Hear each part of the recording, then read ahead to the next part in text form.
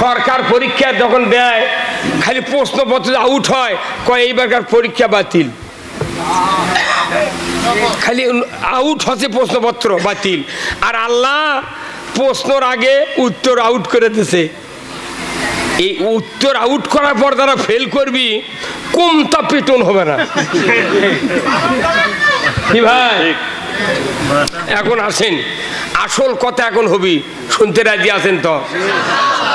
এই যে রুগী যখন হাসপাতালত যায়, এই যে ইসলামী হাসপাতাল আছে দেখেছেন, এই যে দুপচাচিয়া, এই রুগী যখন যায় ও পরীক্ষা করে, তো ডাক্তার যদি রুগী কয় তুমি যে এই হাসপাতালে যাচ্ছ তোমার উদ্দেশ্য কি, তাহলে রুগী কি করবে? আরে উদ্দেশ্য যদি রুগীর ভালো না থাকে, হাজার ওষুধ দিলে ভালো হবে না। রুগীর উদ্দেশ্য হলো আমি এখানে চিকিৎসা হয়ে সুস্থ হতে চাই। এই রুগীর উদ্দেশ্য যদি সুস্থ থাকে, ওই উদ্দেশ্যের সাথে ডাক্তারের উদ্দেশ্য এক হওয়া লাগবে।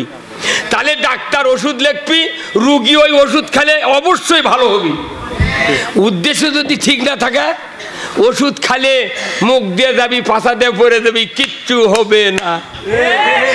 আমাকে দেশের আমরা যারা বক্তা, আমরা ট্যাবলেট দিচ্ছি, কিন্তু শ্রোতা যারা আছে তার উদ্দেশ্য ঠিক নাই, বক্তাকের উদ্দেশ্য ঠিক নেই।